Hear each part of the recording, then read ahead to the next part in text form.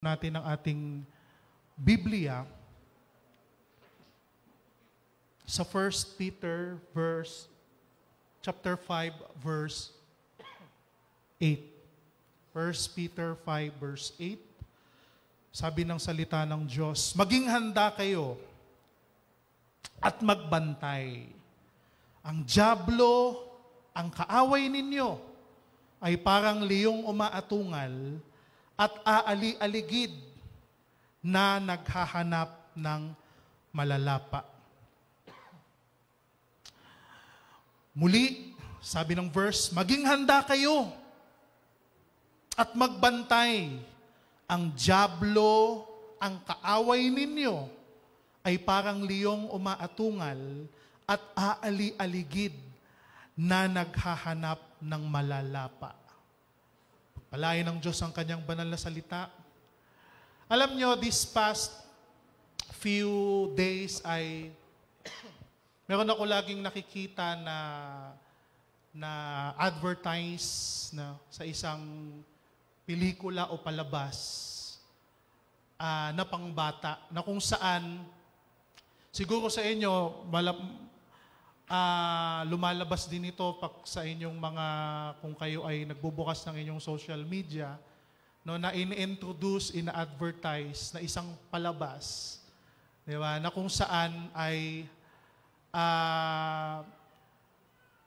nagpapakita na kung saan ang pinaka-buod or ang pinaka-point ng story ay si Satan ay pwedeng maging mabait, pwedeng maging kaibigan, at maaaring makapalagayan ng loob. Or in other words, may pwedeng gawing mabuti sa buhay ng mga tao. So napakarami niyan. Nung nakaraang panahon din, merong isang episode na pinakita na kung saan, ewan ko nandyan ba yung, magkaroon kayo ng idea, yung episode na may title na Lucifer sa Netflix, ewan kung available to. Hindi ko kasi yan napanood eh. Pero yan, yung kanyang na nagpapakita na kung saan si Lucifer ay pwede mong, alam mo yun, maging makamabutihan, di ba? Ano yan, yung kumbaga, parang love story, pwedeng ma-in-love sa'yo. Yung mga target nito ay mga kababaihan na parang naghahanap ng Prince Charming, di ba? Minsan ingat tayo kasi baka imbis na Prince Charming ang mahanap natin ay ganyan pala. Na kung saan pinoportray doon na maari palang ma-in-love ikaw sa mga angelic being, di ba? Sa katulad niyan, tingnan mo naman, gwapo, di ba? Matipunong tingnan, di ba? Yun ang pinapakita ng media.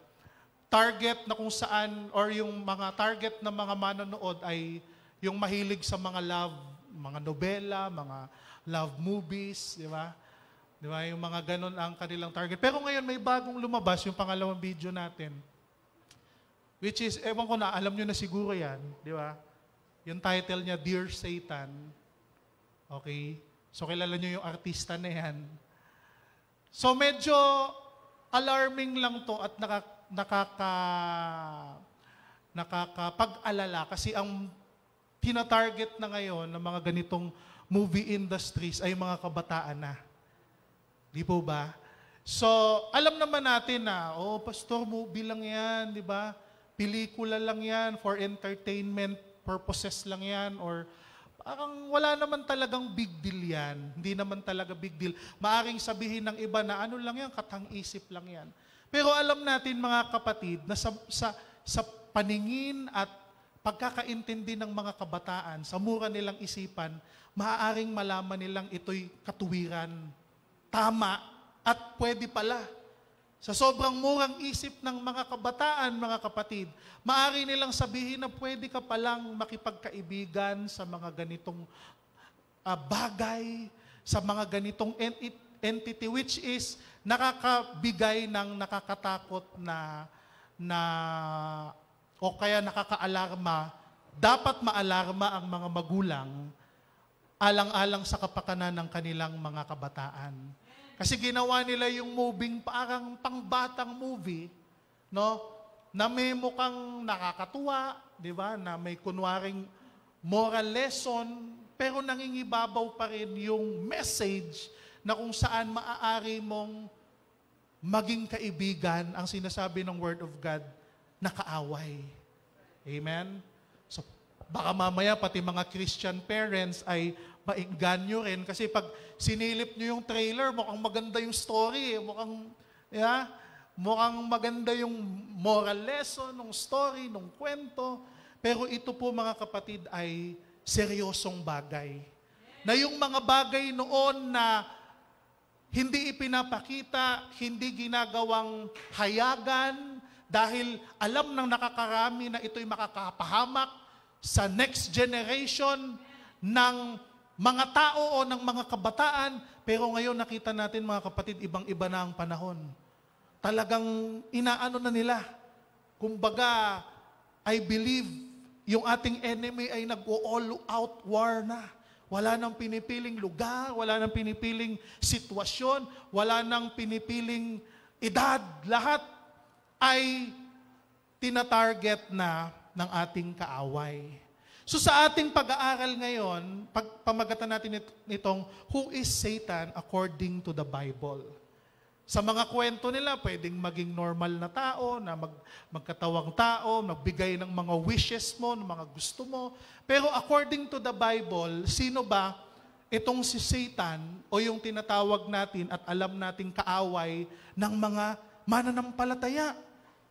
Alam niyo po kasi sa mga digmaan, I believe na tayong mga mananampalataya, we are in a battle, a war. Araw-araw sa buhay natin.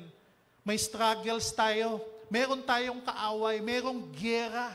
Hindi man physical battle or war, pero ito'y spiritual warfare. Araw-araw pa lang, pagising mo sa umaga, may labanan na sa isip mo.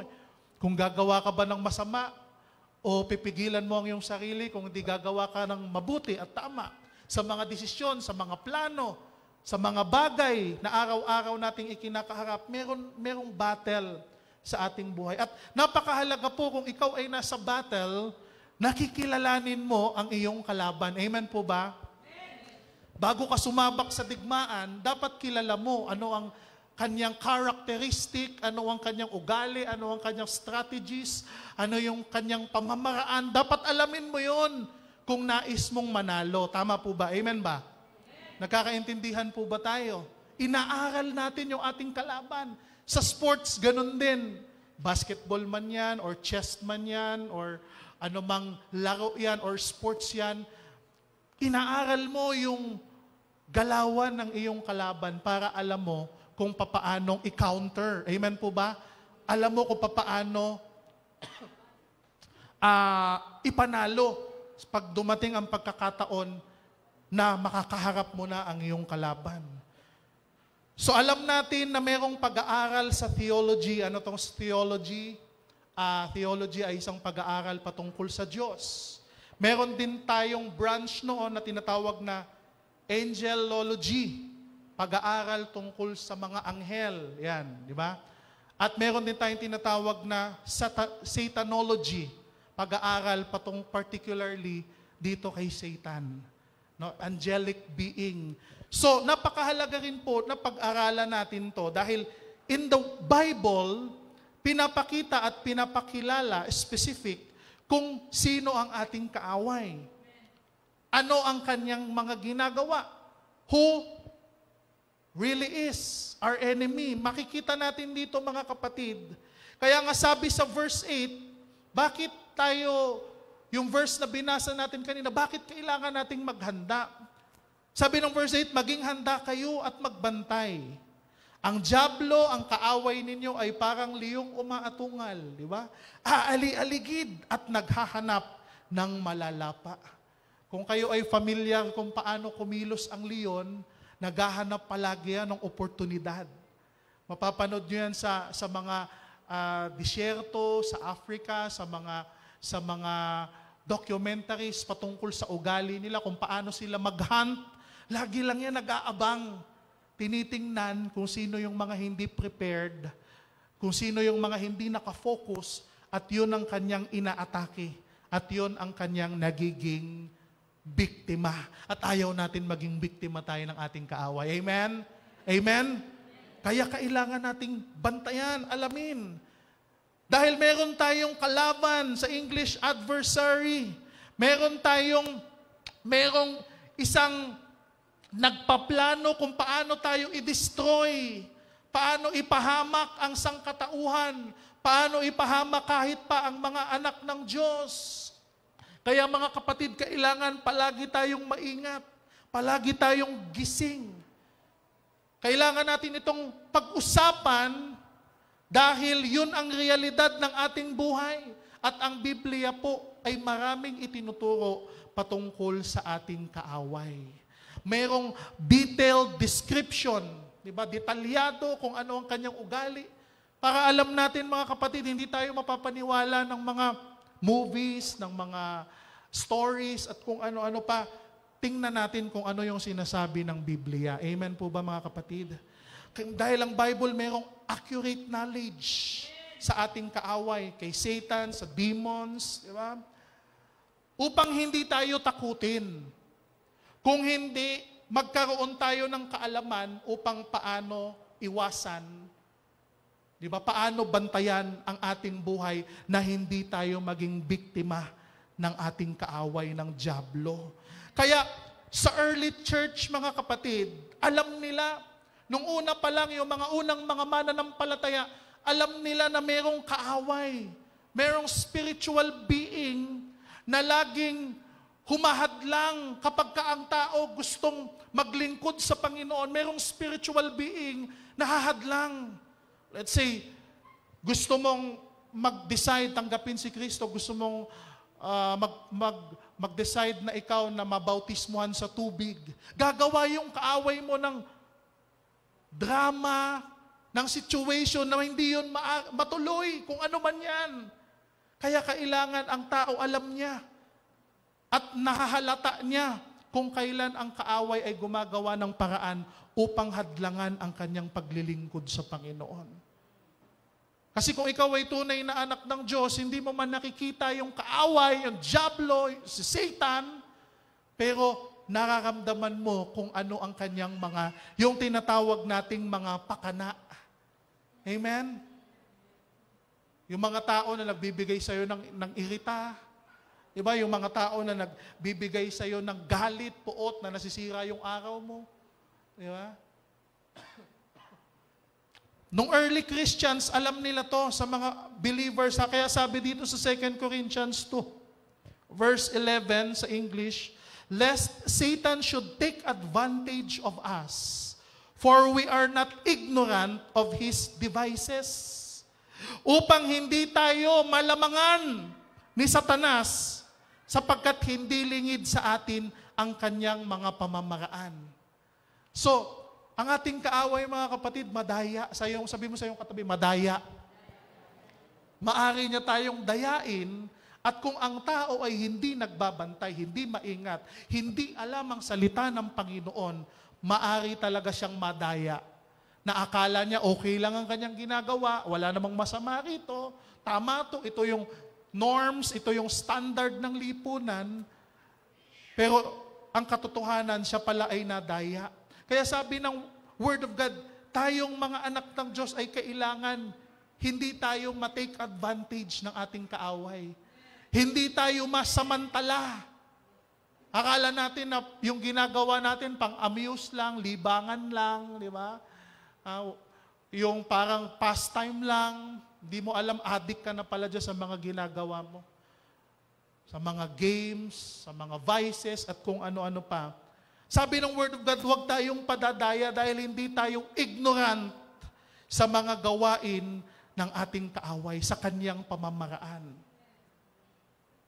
Kaya nga, they are aware of the things Satan would use para sila, mga kapatid, ay madaya-dayain. But unfortunately, sa ating panahon ngayon, napakaraming mga taong ignorant na sa truth ng Word of God.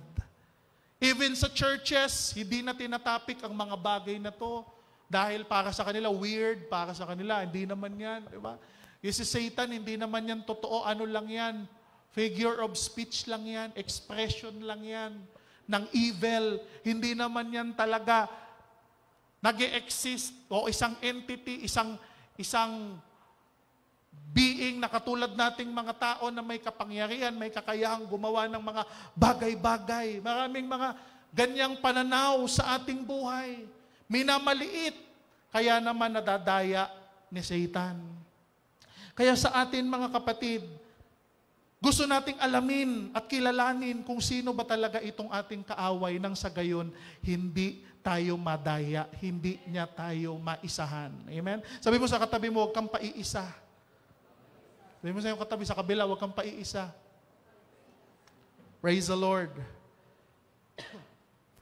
Satan is a person. Sabi mo sa iyong katabi, Satan is a person. Hindi lang siya katulad natin na tao na may katawan at balat, di ba? Pero siya ay isang former angel. Sabi dito sa Ezekiel 28 verse 11 to 18, Satan is the power behind the king of Tyre or Tiro. Dito, i-explain din sa atin ng verse na ating babasahin kung sino talaga siya. Sabi ng verse 11, sinabi sa akin ni Yahweh o ng Diyos, Ezekiel, anak ng tao, tangisan mo ang sasapitin ng hari ng Tiro. Ito'y si Satan. Sabihin mong ito ang ipinapasabi ko. Ikaw ay larawan ng kasakdalan, puspos ng kaalaman. Ang ganda mo'y walang kapintasan. Diba? Beautiful. Talagang walang kapintasan. Kung naghahanap ka ng taong mga kapatid, wala kang maipipintas, medyo mag-isip-isip ka. Alam mo, Pastor, gusto ko talaga sa babae yung mapapangasawa ko, walang kapintasan. Ako, medyo mag-ingat tayo kasi yung qualities na yan ay nandoon lamang sa iisang ninalang. Sa iisang nagmamay-ari niyan. Diba? O kaya naman, gusto ko po talaga, Pastor, pag makakahanap na ako ng mapapangasawa, yung perfect. Diba? Walang maipipintas. Walang ganon. Pero itong ating pinag-topic ngayon, siya ang tinatawag ng Bible na maganda at walang kapintasan. Verse 13, tulad mo'y nasa paraiso ng Diyos, sa hardin ng Eden. Sino ba yung pangatlong karakter dun sa Garden of Eden? Si Eva, si Adan, amen? At sino yung pangatlo? Serpent. Di ba? Si Satan na pumasok sa hayop, sa serpent, sa ahas, at siya ang nandaya. Di ba? Siya yung nagsinungaling upang mapahamak ang tao. Nababalot ka ng iba't ibang uring batong mamahalin. Sardio, topas, diamanteng nagniningning, berilo, onise at jasper na walang kahambing, safiro, esmeralda at karbungo. Ginto ang iyong enggasto at ang pagkaukit dito ay inihanda noong una pa. Nang isilang ka sa mundo, kerubin ang itinalaga kong magbantay sa iyo. Nasa ituktok ka ng aking banal na bundok, nang ang nilalakaran mo ay batong kumikinang. Verse 15, wala kang kapintasan. Muli, mula pa ng isilang hanggang sa maisipan mong mamuhay sa kasamaan. Nang lumakas ang kalakal mo, natuto kang sumuway at namuhay ka sa kasalanan. Kaya ipinagtabuyan ka mula sa aking banal na bundok. Pinalayas ka ng kerubin sa kinatatayuan mong batong kumikinang. Naging palalo ka at dahil sa iyong kagandahan, ginamit mo sa kasamaan ang iyong karunungan. para magpatatag ng iyong katayuan. Kaya ibinagsak kita sa lupa upang maging babala sa ibang bansa dahil sa masamang pamamaraan ng iyong pangangalakal na sa laula ang templo at nadumihan, kaya ipinatupok kita sa apoy, nilamon ka nga nito at nakita ng lahat na ikaw ay naging abo. Hallelujah. Itong last part, hindi pa ito nagaganap because si Satan is always working pa hanggang ngayon. Di ba? Mangyayari pa ito sa end time, sa Revelation, mababasa natin yan, kung ano ang kahihinatnan. Pero dito makikita natin na nag-gain ng influence si Satan doon sa langit. Alam natin na sa Bible, hindi lang siya mag-isang nagrebelde sa Diyos, kung hindi marami siyang kapwa niya anghel, di ba, na nahikayat. Dahil sa maari sigurong maraming ipinangako si Satan sa kanyang kapwa anghel na gagawin kitang ganito. Pag nagwagi tayo sa rebellion natin sa langit, di ba, napatalsik natin ang Diyos, ako ang mag-aari, kayo ay magiging cabinet secretary ko. Kayo ay gagawin kong matataas na opisyal ng mga anghel at maghahari tayo sa lahat ng nilikha sa langit at sa lupa. Yun siguro, no? Kaya marami ring mga anghel, sabi sa Bible, 1/3 ng angels ang nakumbinsin niya at sila ay lumaban, nagrebelde sa Diyos. Pero alam natin ang kwento na hindi sila nagwagi.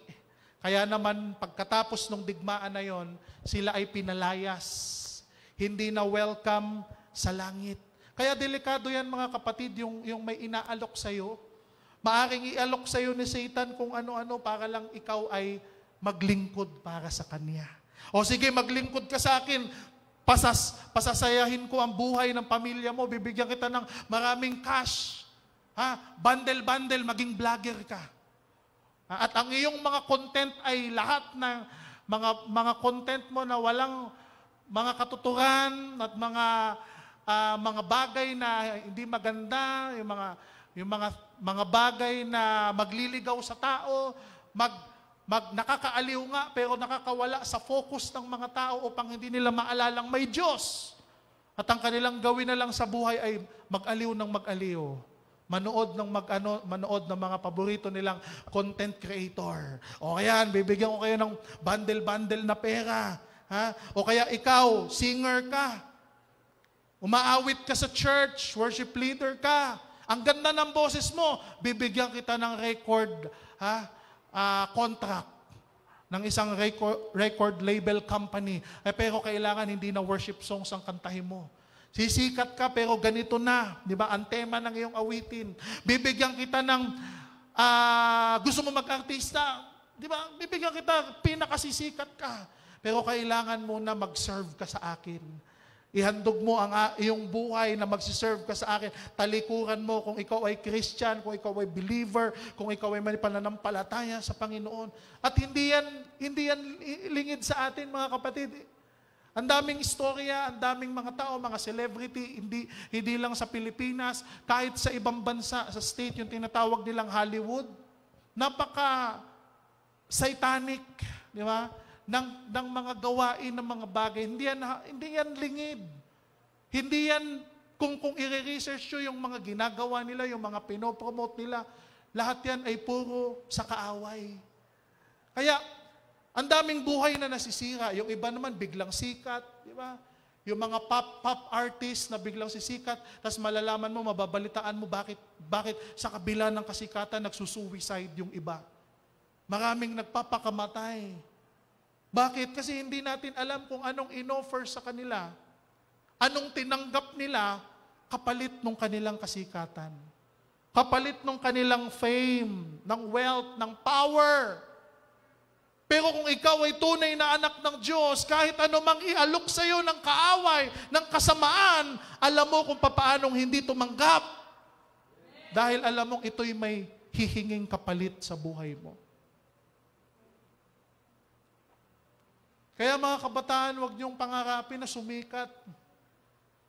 Mga parents, huwag niyong hikayatin yung mga anak niyo na maging sumikat, artista at kung ano-ano pa. Dahil maraming tao ang napahamak ang buhay, napalayo sa Panginoon, nawala sa pananampalataya sa Diyos dahil sa pagnanasa ng mga bagay na yan na maaring i-offer ng ating kaaway. Bargain, palitan, business. Ha? Sige, papasikatin ko kayo. Pero tandaan natin, kahit anong sikat mo, hindi yan mananatili. Matatapos lang yan. At ipagpapalit mo ang iyong sa Panginoon. Isaiah 14, patuloy tayo mga kapatid. Isaiah 14, 12-17, how you have fallen from heaven, O Lucifer, di ba? Son of the morning, how you are cut down to the ground, you who weaken the nation, for you have said in your heart, I will ascend into heaven, I will exalt my throne above the stars of God, I will also sit on the mount of the congregation, on the farthest side of the north, I will ascend above the heights of the clouds, I will be like Most High, yet you shall be brought down to Sheol, to the lowest depths of the pit. Those who see you will gaze at you and consider you, saying, is this the man who made the earth tremble, who shook kingdoms, who made the world as a wilderness and destroy its cities? Kaya nakikita natin dyan kung bakit si Lucifer ay napahamak, tinanggalan ng karapatan na manatili sa langit kung nasaan ang Diyos dahil gusto niya maging kapantay sa Panginoon. Delikado yan yung gusto mong pumantay. At napakadelikado niya kung gusto mong pantayan yung iyong Creator. Hindi mo tanggapin sa sarili mo na ikaw ay created being lang, ikaw ay ninalang, at kahit kailanman hindi mo kayang tapatan ang lumalang sa iyo. Hallelujah. Kaya nga dito sa Bible, mababasa natin yung first time na mababasa natin yung word na Lucifer. Ito yung last sa Isaiah 14 verse 12. At pagkatapos, ang kanyang naging pangalan na ay si Satan, meaning the adversary, kaaway, devil, yan. Ano pang ibang name ng ating kaaway? The deceiver, mandaraya, di ba? Deceiver, destroyer, he is called liar, father of all lies, accuser, evil one, tempter. Siya yung mga nagbibigay ng mga temptation, na hirap ang mga taong iwasan, murderer, at enemy. Di ba? So kung titingnan natin sa Word of God, wala talagang tama, walang kapag-apag-asa ng ating kaaway. Ang dyablo ay gumawa ng tama. O matutong magmahal, o maging concern, o magbago alang-alang sa friendship sa tao. Hindi maaari yun. Kaya sabi ng 1 Peter 5 verse 8, he is called adversary, kaaway talaga. The one who opposes. Kung ano ang misyon ng Diyos, i-oppose niya yon. Kung ano ang gawain para sa ikalalago ng gawain ng Panginoon, kung ano ang gawain para sa ikapag-iisa, united ng mga anak ng Panginoon, yun ay i-oppose ng dyablo. Amen? Opposition. Kaya sabi mo sa iyong katabi, huwag kang pumanig sa opposition. Iba yung opposition sa government kasi trabaho nila yan eh. Pero sa gawain ng Panginoon, kung para sa ikabubuti, para sa ikalalago, para sa ikaliligtas ng napakaraming kaluluwa, para makilala nila ang tagapagligtas sa ating Panginoong Jesucristo, at ikaw ay isa sa mga mag-o-oppose, pag-isip-isipan mo kung anong ginagawa mo sa buhay mo. Kaaway, the one who opposes. Ephesians 6:10-17, bilang pangwakas, magpakatibay kayo sa kalakasang galing sa Panginoon at sa Kanyang dakilang kapangyarihan. Isuot ninyo ang buong kasuotang pangdigma na kaloob ng Diyos. Eh, sinasabi ko kanina, we are in spiritual battle. Araw-araw ng buhay mo, sinusubok yung pananampalataya mo sa Diyos. Sa oras na wala ka ng pera sa bulsa, sinusubok yung pananampalataya mo na gumawa ng mga bagay na masama para lang mairaos ang pangangailangan mo. Laban. Nasa battle. Sa mga desisyon na pinipili mo na gusto mong gawin sa buhay. Makakapagbigay nga sa iyo ng mabuting income. Source of income. Pero isasangla mo naman sa kapahamakan ng iyong buhay. Verse 11, isuot ninyo ang buong kasuotang pandigma na kaloob ng Diyos upang mapaglabanan ninyo ang mga pakana ng dyablo. Hindi mo man nakikita yung kaaway mo, pero yung pakana niya dapat nalalaman mo. Unang bungad pa lang, alam mo nang kilatisin na ito'y dito galing sa Panginoon. Yung thoughts pa lang na pumasok sa isip mo, alam mo na ito hindi to galing sa Diyos. Yung mga isipin, yung mga bagay na kung ano-anong pumapasok sa isip mo na alam mong hindi matuwid at masama, dapat alam mo na yun ay hindi galing sa Panginoon. Yung kanyang mga pakana ng kaaway natin. Verse 12, sapagkat hindi tayo nakikipaglaban sa tao, kundi sa mga pinuno, sa may mga kapangyarihan, sa mga tagapamahala ng kadiliman na umiiral sa sanlibutan ito, sa mga hukbong espiritual ng kasamaan sa himpapawid. Kaya gamitin ninyo ang kasuotang pangdigmang mula sa Diyos, ay sa gayon makakatagal kayo sa pakikipaglaban pagdating ng araw na sumalakay ang masama. Upang pagkatapos ng labanan, ay matatag pa rin kayong nakatayo. Kaya't maging handa kayo.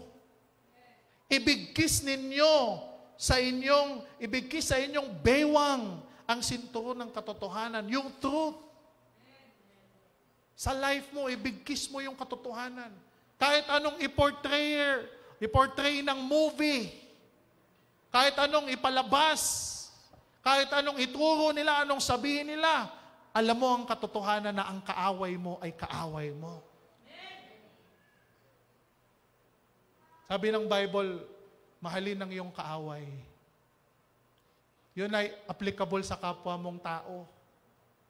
Pero hindi sinabi ng Panginoon na mahalin mong yung kaaway, yung dyablo, yung adversary. Hindi. Pero kung minsan, mas nauna pa nating mahalin yung gawa ng dyablo sa buhay natin kaysa dun sa kapwa mo. Na nakaaway natin ng matagal, hindi natin mapatawad. Pero yung gawa ng dyablo sa buhay natin, minamahal natin, tinatanggap natin. Na ito na ako yun na yun okay na to. Kaya napakahalaga ng katotohanan, mga kapatid, yung Word of God, yung katotohanan ng salita ng Diyos. Yung aral na nasa Biblia na hindi yun mawala sa ating isip at puso. Dahil yan ang tanging panglaban natin sa ating kaaway. Naalala natin nung tinempt ang ating Panginoong Hesukristo. Walang ibang pinanglaban si Jesus Christ kundi yung Word of God. Kaya every time na mayroong magpo-provoke sa atin na mapahinain ang ating pananampalataya sa Panginoon, dapat maalala natin yung katotohanan ng aral ng salita ng Diyos. Kaya maging handa kayo, verse 14, ibigkis ninyo sa inyong bewang ang sinturon ng katotohanan at isuot sa dibdib ang baluti ng katuwiran. Kailangan yung gawin natin palagi matuwid. Huwag nating itangkilik yung mga bagay at gawaing hindi matuwid. Huwag nating hayaan na patuloy nating gawin yung mga bagay na alam nating masama at ikakapahamak ng ating buhay at ikakapahamak ng yung relasyon natin sa Panginoon. Huwag tayong padaya sa kaaway. Huwag tayong padaya sa dyablo. Huwag tayong padaya sa feelings natin. Verse 15, isuot ninyo ang sapatos ng pagiging handa sa pangangaral ng magandang balita ng kapayapaan. Verse 16, lagi ninyong gawing panangga ang pananampalataya. Amen. Na siyang papatay sa lahat ng nagliliyab na palaso ng dyablo. Isuot ninyo ang helmet ng kaligtasan at gamitin ang tabak na spirito na walang iba kung hindi ang salita ng Diyos. Word of God. Hindi lang tayo binigyan ng Panginoon sa digmaan na palagi lang tayong iilag, palagi lang tayong sasangga. Kung hindi, binigyan din tayo ng kapangyarihan ng tabak na lumaban. Kaya nga ngayon, lumalaban tayo sa false agenda ng world na ito. Na kung saan yung ating mga anak, kabataan ang inaatake. Kaya mga magulang, huwag kayong papayag. Huwag kayong maniniwala na ito'y normal lang, na wala ito talagang intensyon na mapahamak ang inyong mga anak. Hindi yan totoo. Yung plano nila ay mailigaw, mailihis sa tama ang isip ng mga bata hanggang sa hindi na nila malaman kung ano ang tama at mali. Yun ang gusto ng sanlibutan.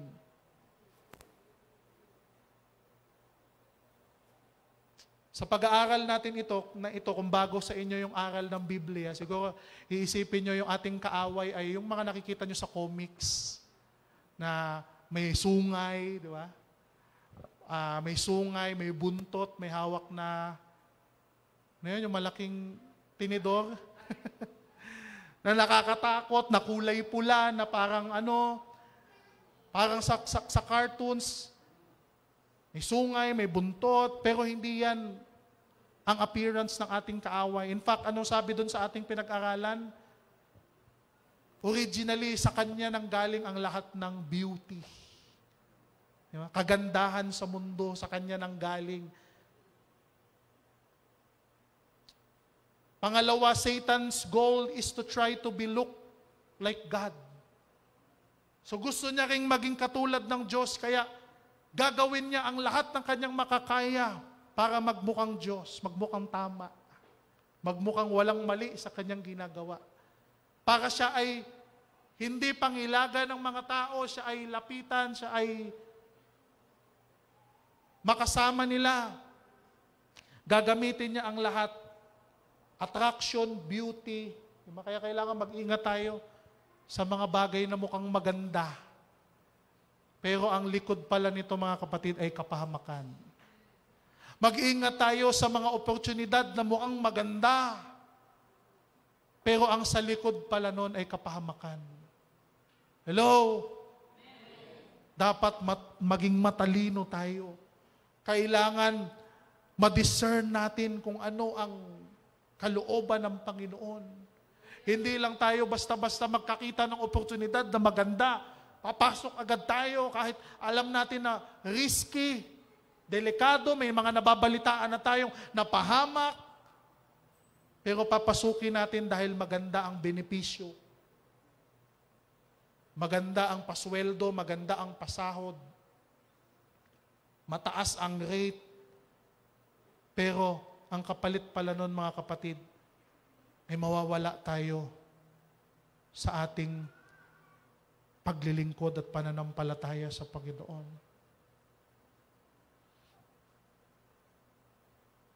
Anong itsura ng ating kaaway? Sa Bible, sa Genesis 3, he became a serpent. So kaya niyang mag-iba-iba ng itsura. Kaya niyang magmukhang parang kaibigan mo. Kaya niyang magpanggap. Kaya niyang magpanggap na parang banal, na parang anghel. Because originally, anghel naman talaga siya. Pwede siyang mag-disguise. Kaya nakakatakot yung mga, nagpakita sa akin. Nagpakita sa akin yung isang anghel. Nasabi niya, ito ang tamang pananampalataya sa Diyos. Tapos makikita mo yung lifestyle, yung buhay, sa liwa o labag sa aral na standards na tinuturo ng Bible. Kaya ang daming mga taong naliligaw eh. Ako ang huling sugo, ako ang huling prophet, ako ang huling lahat na lang ng huli ikaw.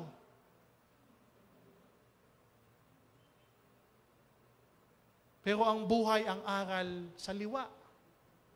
Nagpakita sa akin ng ganito ang anghel at sinabi niya, ako na daw ang prophet. Kaya napakaraming bansa ang naniwala. Delikado yan eh. Kasi kahit pa sigurong may nakita kang anghel, may nagpakita sa iyo anghel na tinuro sa iyo, ito ang gagawin mo, ito ang sasabihin mo. Ba't sigurado ka bang anghel yun? Sigurado ka bang anghel ng Diyos yun? O anghel na nagrebelde sa Diyos na naging Satan?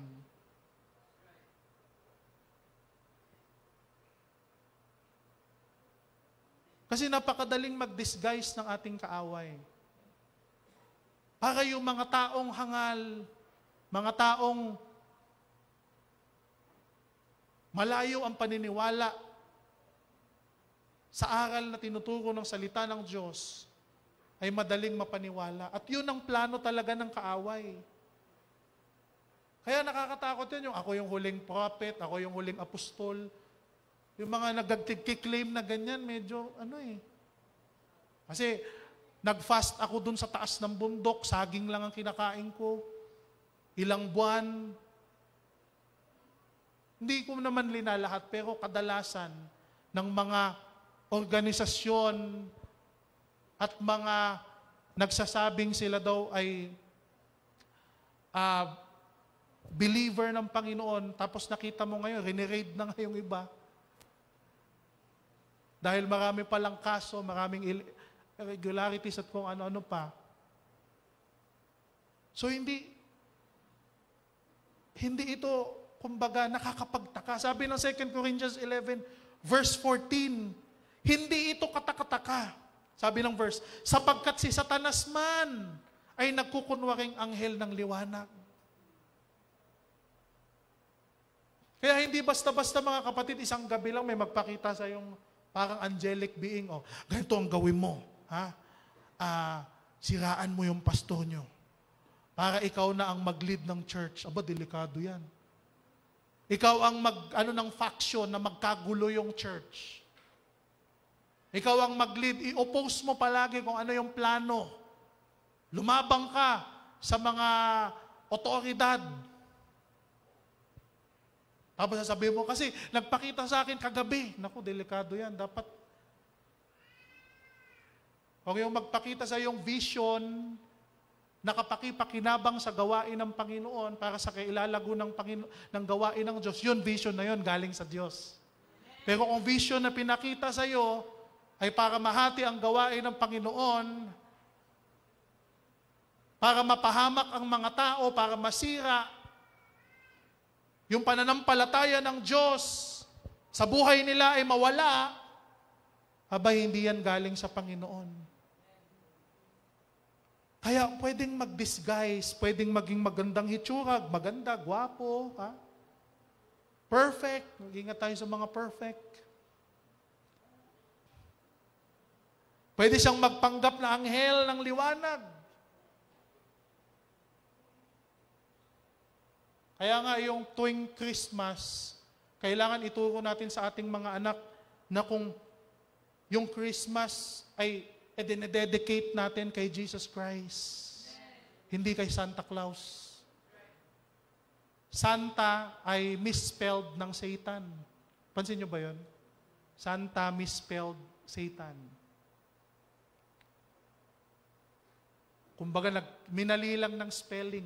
Lahat ng mga bagay na aagaw ng atensyon ng ating Panginoong Hesus, yan ay gawa ng ating kaaway.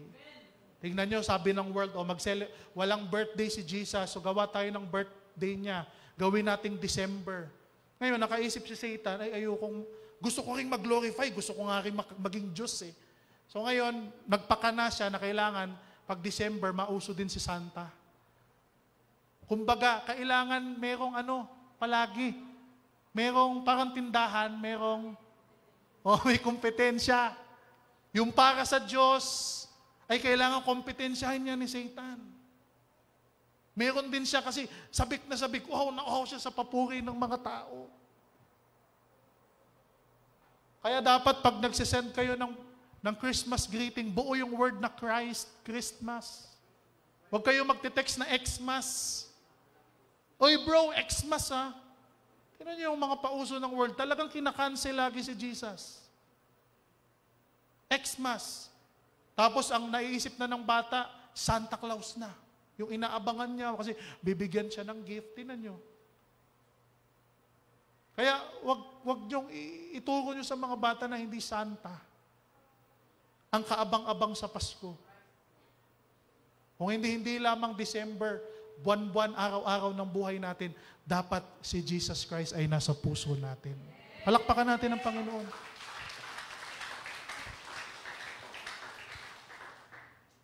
Hallelujah.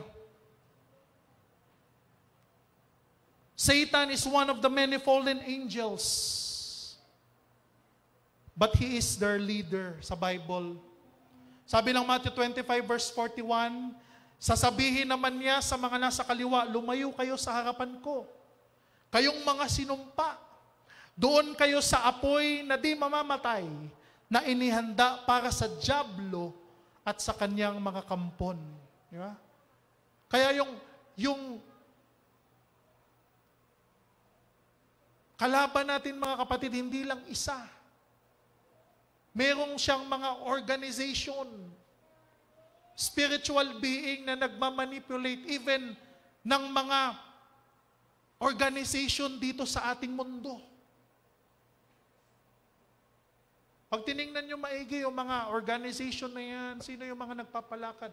Kunwari tumutulong yung mga humanitarian aid, kunwari napapalapit sa mga tao, pero pag research mo yung mga symbols, even ang mga logo ng kung ano-anong mga organization dito, pag i-research nyo yung mga yan, sa likod niyan, mayroong mga satanic worshiping stuff na nangyayari. May mga meaning. Lahat ng mga bagay na yan na naghahari sa world, na namamayagpag dito sa mundo, lahat yan. At bilang believer, bilang Bible reader, na nag-research din ng Bible, kayo, nagbabasa rin kayo ng Bible, nag-research din kayo ng Word of God, hindi kayo nagtataka. Amen? Pero kung bago sa iyo to, hindi ito nakakapagtaka. Si Satan, ang pinaka-leader ng lahat ng ito, meron siyang authority, meron siyang leadership.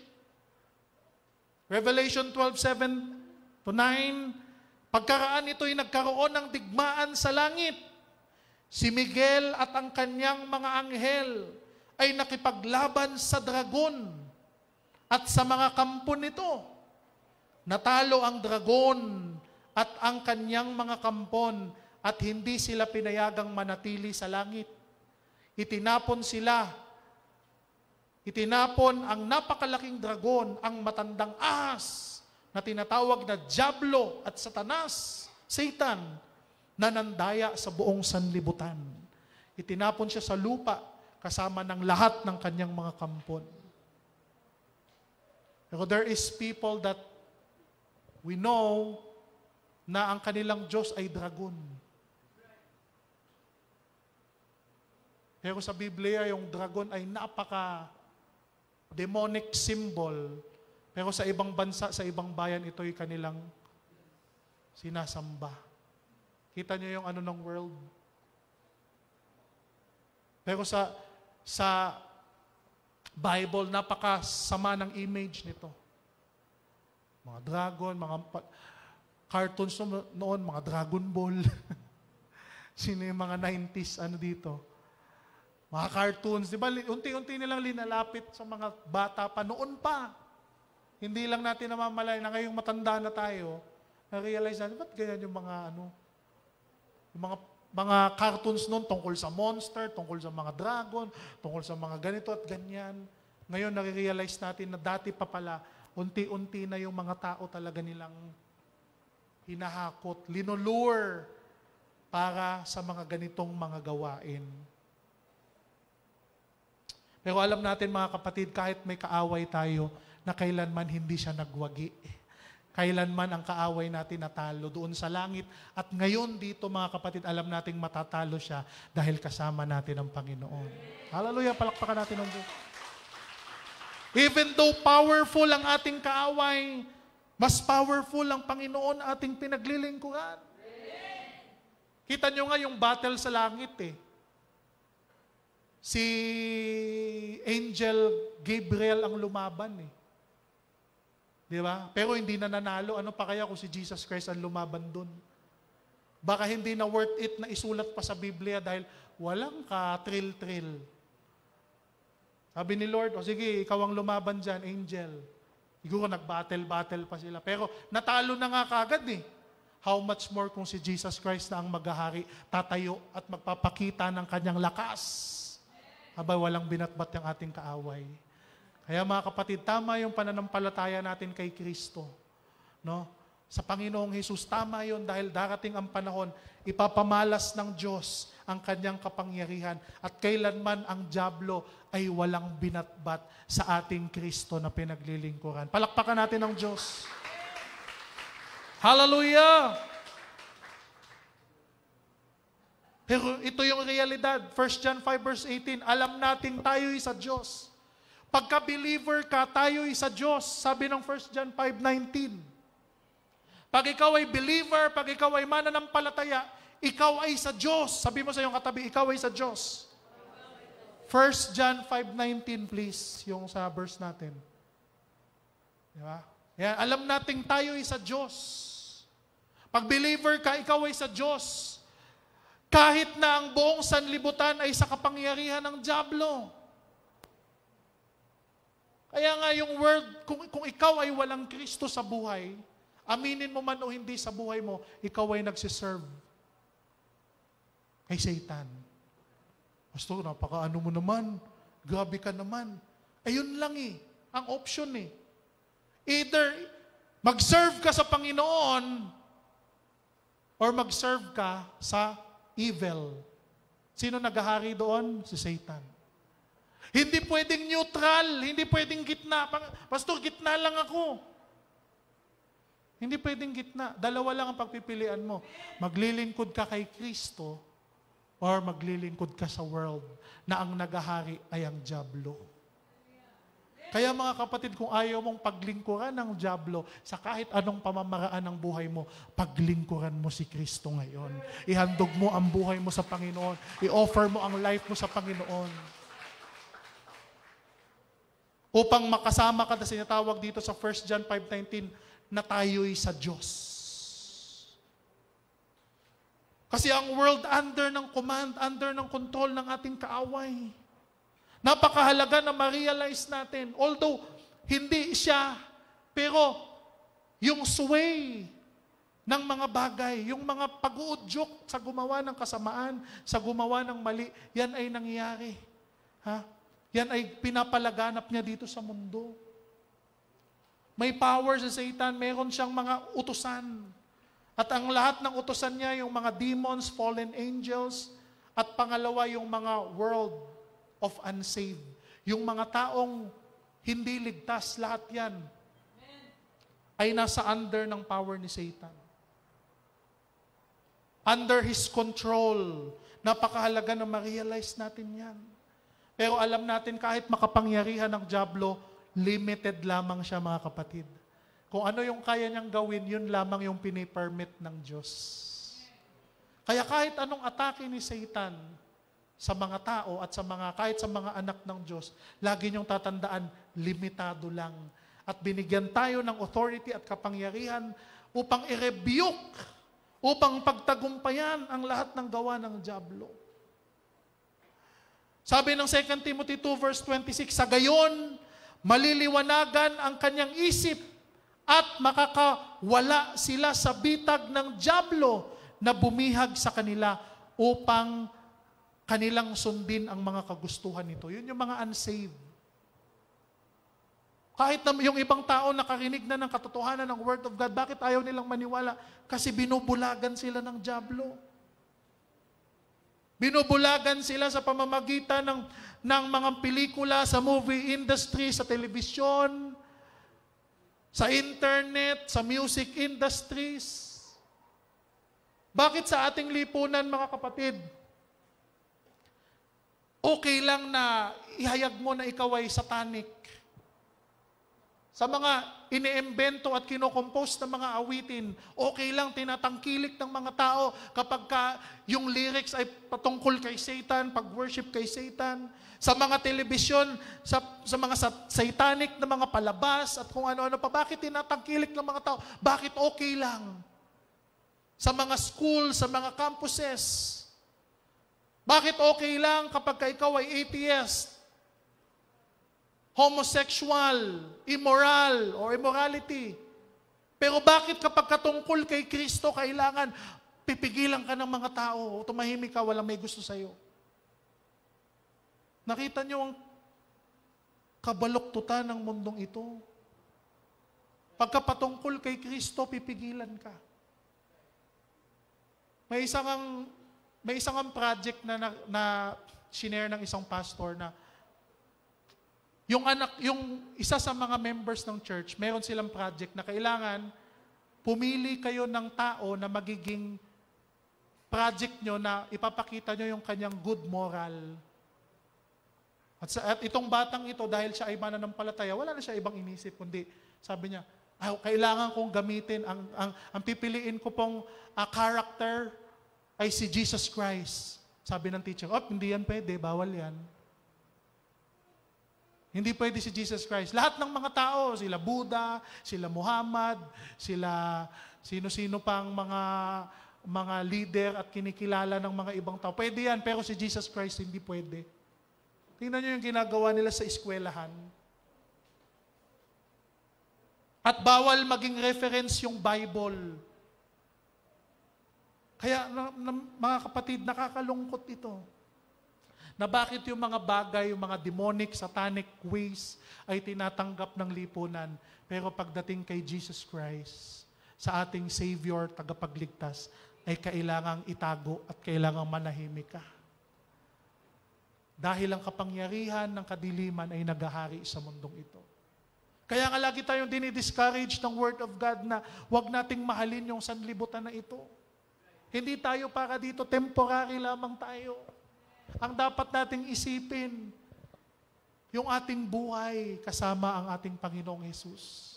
Kaya kahit anong hirap, kahit anong pagsubok na dumating sa buhay natin, kahit anong challenges, kahit anong trials, kahit anong tribulation, hindi tayo natitinag. Bakit? Kasi yung focus natin, yung buhay na walang hanggan. Hindi ang world na ito. Kaya yung mga believers hindi sumusuko sa mga pagsubok eh. Mga believers hindi nauhumaling sa mga worldly things dahil lahat ng mga bagay na yan iiwan natin, mga kapatid. Satan is controlling the unsaved. Yung mga tao na walang Kristo sa buhay, kinokontrol sila ng kaaway, aminin man nila yan o hindi. Alam man nila, na-realize man nila yan o hindi. Yan ang sinasabi ng Word of God. Kaya nga mga kapatid, sa buhay natin, siguraduhin natin na hindi tayo kinokontrol ng kaaway. Yung ating mga kabataan, ilayo natin sa mga bagay na maaring ikontrol sila ng kaaway. Kaya 1 Timothy 4 verse 1, kasama dito yung mga false religion, false doctrine. Yan, gawayan ni Satan eh. 1 Timothy 4 verse 1, maliwanag ang sinasabi ng Espiritu na sa mga huling araw ay tatalikuran ng ilan ang pananampalataya at susunod sila sa mga mapanlinlang na spirito, sa mga katuruan ng mga demonyo. Dami kong kilalang noon na mga great leaders. Marami silang mga followers na nung dati, full gospel ang kanilang tinuturo. Na dati, ang tinuturo nila ay katotohanan ng Biblia, pero ngayon narinig ko silang ulit, baluktot na, ligaw na. Iba na yung tinuturo nila na hindi na yung katuwiran ng Bible. At maraming nangyayaring ganyan, mga kapatid. Kaya nga sa church, ina-encourage kayo na hindi lang kayo makikinig lang sa pastor, dapat mag-aral din kayo ng Biblia.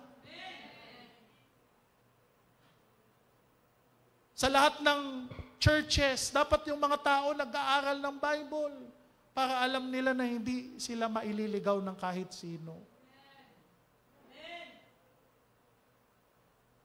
Kasi sa mga huling araw, ganito yan eh. May mga tao na tatalikod sa faith. 1 Corinthians 11:3-4, ngunit nag-aalala akong baka malaso ng inyong isipan at mailayo kayo sa tapat at dalisay na pananampalataya kay Kristo. Tulad ni Eva, nanalin lang ng ahas sapagkat malugod niyang tinanggap ang sinumang dumarating na may Jesus na ipinangangaral na iba ang sa iba sa pinangangaral namin. Yung iba nangangaral ng Jesus na tao, nakakatakot yan. Jesus na tao lang. Hindi porkit Jesus ang binabandera, maniniwala na tayo kaagad. Kailangan yung Jesus ng Biblia. Jesus na kayang magligtas. Jesus na kayang magpatawad ng kasalanan. Hindi lang tao. Hallelujah. Amen? Baka malason. Ang daming nalason. Libo-libo ang nalason dahil kailangan lang makinig ka ng makinig sa teacher, sa ministro. Ikaw, bawal ka magbasa ng Biblia. Ano yun? Sa eskwelahan nga, di ba lagi ko sinasabi? Kahit nagdi-discuss yung professor mo, yung teacher mo, ikaw nagbabasa rin ng Bible kung tama ba yung dinidiscuss niya. Sa book. Tapos sa simbahan, turo lang ng tulo yung tagaturo nila, pero bawal yung i-check sa libro kung tama ba yung tinuturo sa akin. Ano yun? Nasaan ang justice?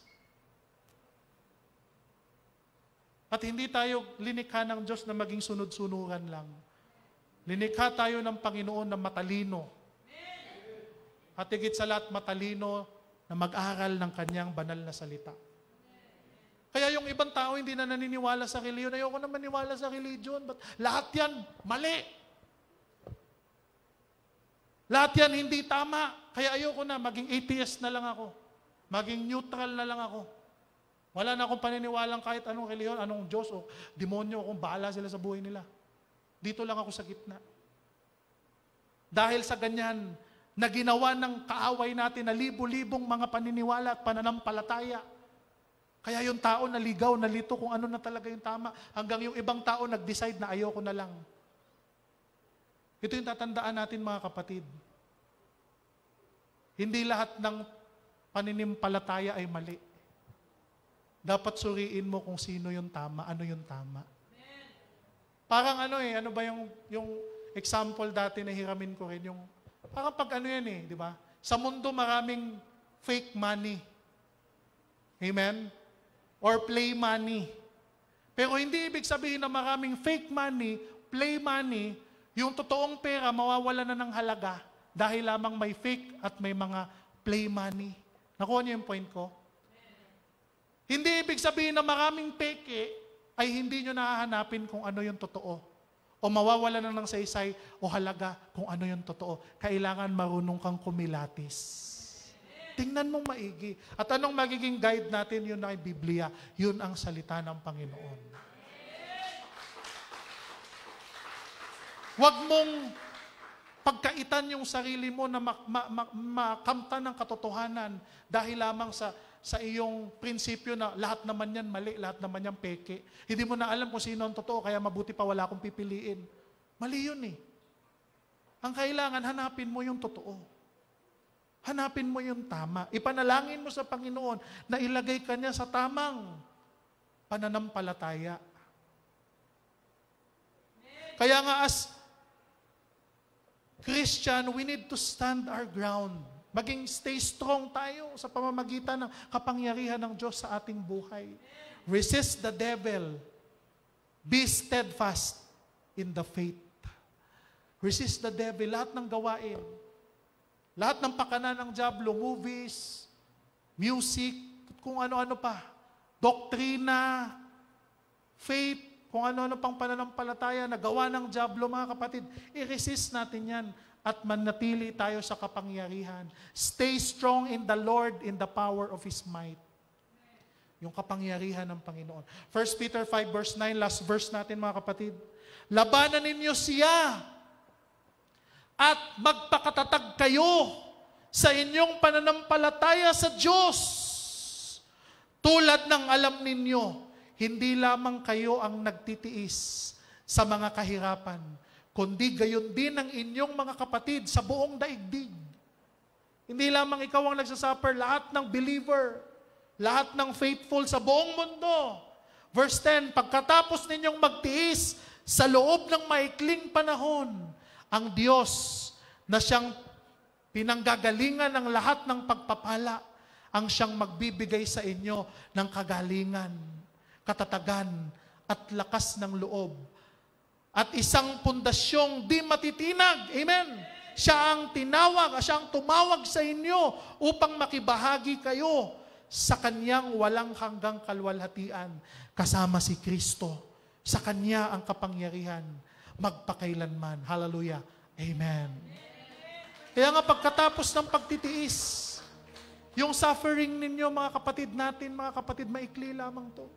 Kung nagsasuffer ka ngayon dahil pinili mong gawin ng tama, saglit lang yan. At pagkatapos may reward galing sa Panginoon. Kung nagsasuffer ka ngayon dahil sa ministry, alang-alang sa pagmamahal mo sa Panginoon, saglit lang yan. At pagkatapos may reward sa iyo ang Panginoon. Kung nagsasuffer ka ngayon dahil mas pinili mong sundin si Jesus Christ, tinakwil ka ng iyong pamilya, galit sa iyo lahat ng relatives mo, dahil nag-decide ka sa buhay mo na, Lord, gusto ko mag-serve sa iyo, Lord, gusto kitang kilalanin, Panginoon. Okay lang yan, dahil after niyan, mga kapatid, maikling paghihirap at pagtitiis lamang yan. Pero ang kapalit naman yan, buhay na walang hanggan. Kasiyahan, kagalakan, kapayapaan na hindi kayang ibigay ng sanlibutan kung hindi si Jesucristo lamang ang makakapag-offer niyan, mga kapatid. Kung matagal ka nang nabubuhay sa mundo, hindi mo mahanap ang peace, hindi mo mahanap ang kakontentuhan, kapayapaan. Siguro dahil hindi mo patakilala si Jesus Christ sa buhay mo. Once na ihandog mo ang buhay mo sa Panginoong Jesus, siya ang magbibigay sa iyo ng bagay na missing link sa buhay mo, na kulang sa buhay mo. Si Jesus Christ ang magpupuno niyan. Hiniling ko pong tayong lahat ito, mga kapatid. Lumapit ka sa Kanya. Lumapit ka sa Panginoon. Kaya nga sa buhay natin, alam natin yung pakana ng kaaway. Napakahirap, mga kapatid, mag-survive sa world na ito. Dahil sa influence na meron ng dyablo, sa power, sa mga schemes na meron ng kaaway. Napakahirap maging matatag, magtagumpay. Kaya kailangan natin si Kristo sa ating buhay. Si Jesus ang tanging pag-asa, si Jesus ang tanging pag-asa, mga kapatid, sa buhay natin. Hindi natin kaya na tayo lang sa mundong ito. Kailangan natin ang power ng ating Panginoon. Siya ang magpapatatag sa atin. Siya ang magpapalakas sa atin. Siya ang magbibigay ng kapanatagan sa atin, ng kapayapaan, ng pag-asa.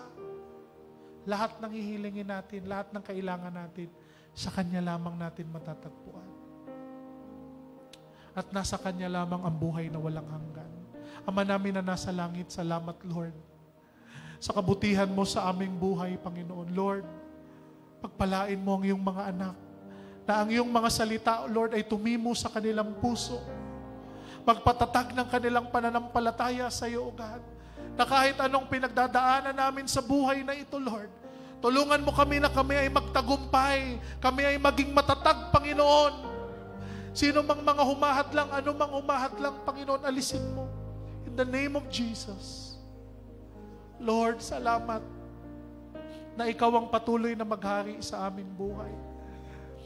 Sa mga kapatid at sa mga kaibigan namin, Lord,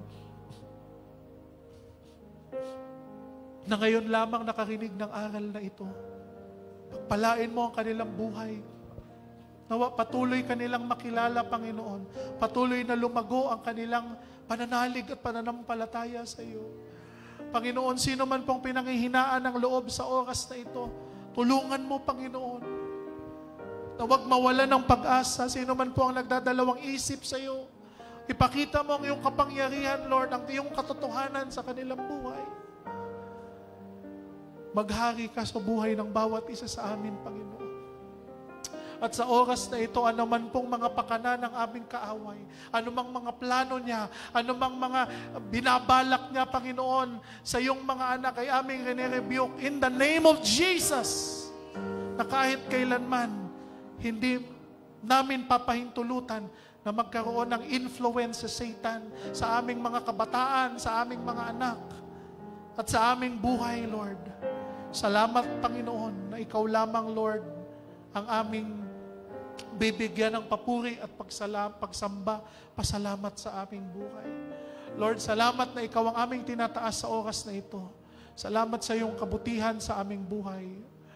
Nawa, Lord, ikaw ay aming naparangalan, ikaw ay aming naitaas. Lord, dalangin ko po na kahit sa pag-uwi ng iyong mga anak, ay patuloy kang magministeryo sa kanilang buhay. Patuloy kang magministeryo sa kanilang puso, Panginoon. Na sa buong isang linggo, ikaw ang patuloy na nagtuturo at nagbabago sa iyong mga anak. Kaya salamat, Lord, ikaw lamang po ang aming pinupuri at sinasamba, tinataas. Sa pangalan ng aming Panginoong Hesus. Ang lahat ay magsabi ng Amen. Palakpakan natin ang Panginoon. Hallelujah! Praise the Lord!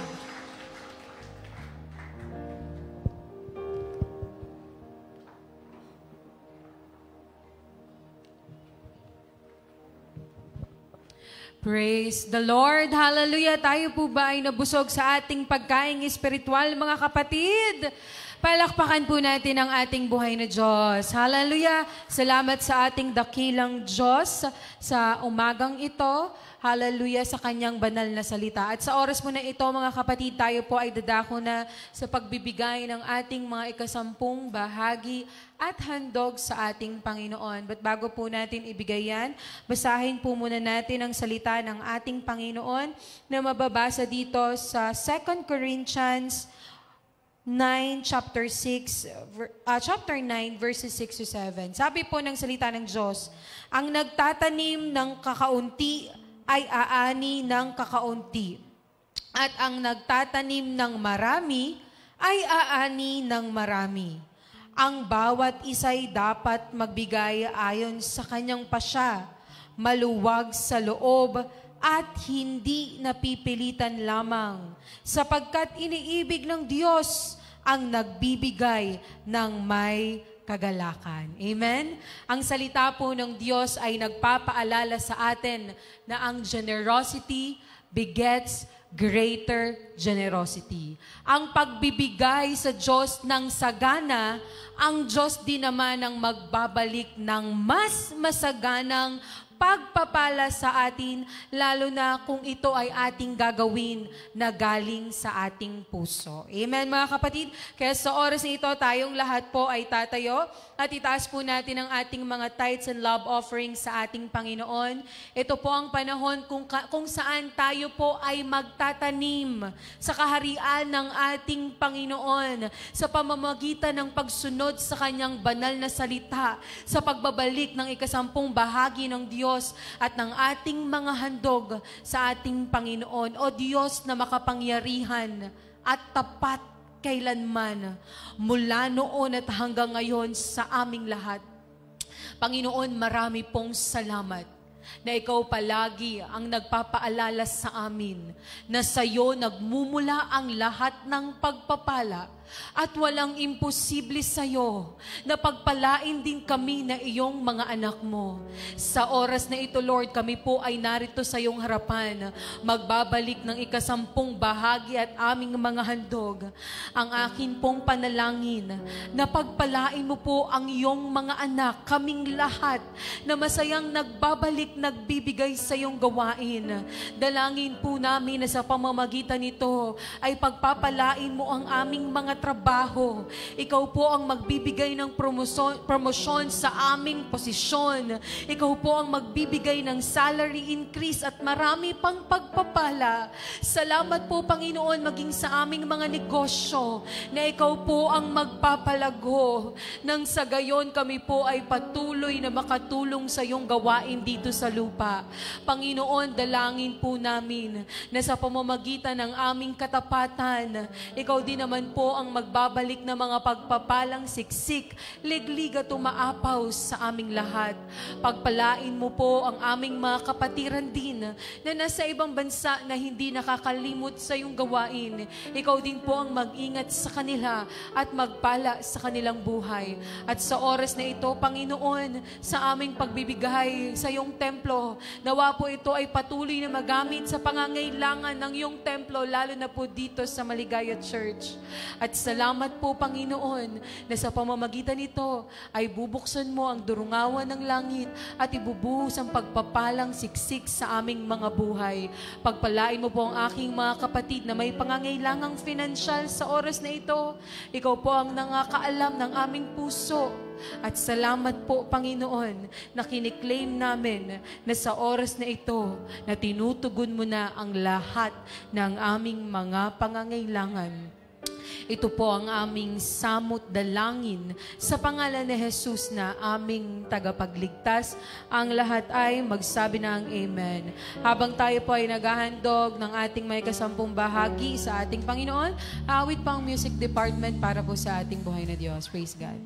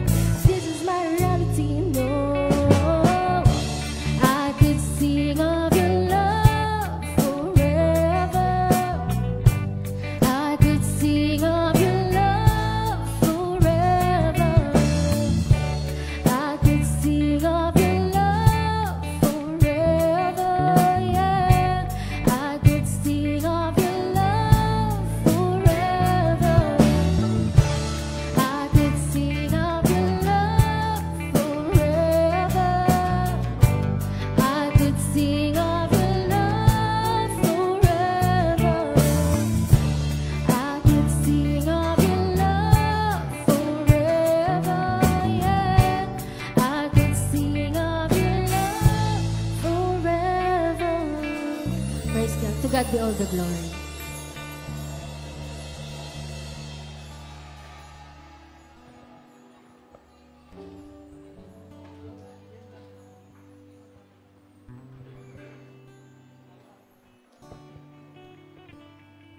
Praise God. Hallelujah. Tayong lahat ay tumayo, mga kapatid. Hallelujah. Blessed be your holy name, Lord. Hallelujah. Hallelujah. Ama namin na nasa langit, Diyos na makapangyarihan sa lahat, pinupuri ka namin, sinasamba, pinapasalamatan. Salamat po sa iyong pag-ibig. Lord, hallelujah! You're awesome. You are marvelous. You are amazing. You are wonderful. Thank you so much, Lord. Maraming salamat, Lord. Ikaw ang Diyos ni Abraham. Ikaw ang Diyos ni Isaac. Ikaw ang Diyos ni Jacob. Hallelujah. You are the King of Kings and Lord of Lords. Thank you, Jesus Christ. Oh God, salamat po sa kaligtasan. Hallelujah. Lord, maraming salamat, Lord, na sa kadami-dami ng mga tao, tinawag mo kami, Lord. It is a great privilege, Lord. Salamat po. Salamat po na minahal mo kami, Lord. Ikaw ang una nagmahal sa amin. Lord, thank you, thank you. Pagpalain mo, Lord, ang aming mga kapatid na nakikinig ng iyong salita, na ito po ay manatili sa aming mga puso, Lord. Tulungan mo kami na isagawa. Tulungan mo kami, Panginoon, hallelujah, hallelujah, na magiging strong sa aming pananalig sa iyo.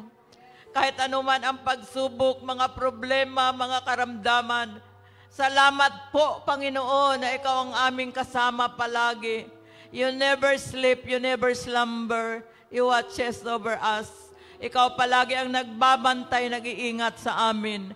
Maraming salamat, Lord. Kahit ang nakikinig o ang nanonood, pagpalain mo po, hallelujah. Tugunin mo din ang kanilang mga pangailangan. Kung mayroon mang silang pangailangan sa financial, Lord, ikaw po ang katugunan. Kung mayroon mang pangailangan sa physical, o mayroon mang pangailangan, Lord, God, sa kagalingan, ikaw po ang Diyos na tagapagaling in the name of Jesus. I declare healing, Lord, sa iyong mga anak. Andito naman sa church, pagpalain mo po, lalo na kung mayroong naramdaman sa katawan, kahit anuman na karamdaman, ikaw ang Diyos namin, Lord, na sa himala, ikaw ang Diyos namin sa himala. Oh, thank you, Jesus Christ. Hallelujah. Salamat na pagalingin mo kahit anuman na karamdaman. Sakit man, sa cancer man, o sakit man sa buto, sakit man sa litid. Lord, pagalingin mo po in the name of Jesus.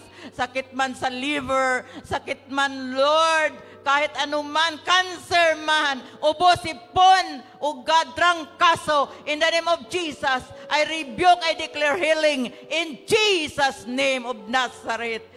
Thank you, God. Kung hypertension, ikaw po magpagaling. Taas na sugar, in-normal mo po. In Jesus' name, in Jesus' name. Lord, salamat, O God. Ikaw ang Diyos namin na hindi nagbago noon, ngayon, magpakailanman. Salamat po, salamat po. Pagpalain mo din, Panginoon, ang aming service pamamaya. Marami pang mga kapatira na mayroon pang gawain mamayang hapon. Pagpalain mo po, ingatan mo, bantayan mo po. Salamat, Lord, na ikaw ang Diyos namin. Ama namin na nasa langit na handang tumulong sa amin. Hallelujah. Pagpalain mo, Lord, ang iyong mga anak. Ang mga may mga hanap buhay sa labas ng bansa. Pagpalain mo ang aming kapatiran na mga nurses. Pagpalain mo, Lord, ang aming kapatiran na sa karagatan, O God, hallelujah. Proteksyonan mo, ingatan mo, ilayo mo sa kapahamakan in the name of Jesus. In Jesus' name of Nazareth.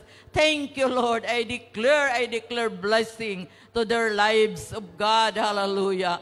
Salamat, Lord. Pagpalain mo ang aming mga karpentero nga nagsikap sa trabaho. Pagpalain mo po ang aming mga doktor din. Pagpalain mo. Pagpalain mo ang aming mga military, mga pulis. Pagpalain mo po. Mga teachers, mga drivers. Pagpalain mo po. Lahat, Lord, mga security guards. Proteksyonan mo, ingatan mo, bantayan mo. Lord, salamat, Lord. Ikaw ang Diyos namin na napakabait, napakabuti. Lord, ikaw lamang po ang lahat sa aming buhay. Kung wala ka, Lord, wala kaming magawa. So maraming salamat po sa iyong pagmamahal.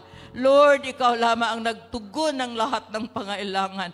Dapat kang itaas, purihin at pasalamatan. Thank you, Jesus. Hallelujah. Give you all the praises and the glory in Jesus' name. Now, the love of our God the Father and the salvation of our Lord Jesus Christ and the communion of the Holy Spirit be with us all. Everybody say Amen. Hallelujah. Praise God. Praise the Lord. Maraming salamat po mga kapatid sa inyong patuloy na pagsuporta sa gawain ng ating buhay na Diyos. Magkita-kita po muli tayo sa gawain ng ating Panginoon. Ingat po tayong lahat. God bless everyone and to God be the glory.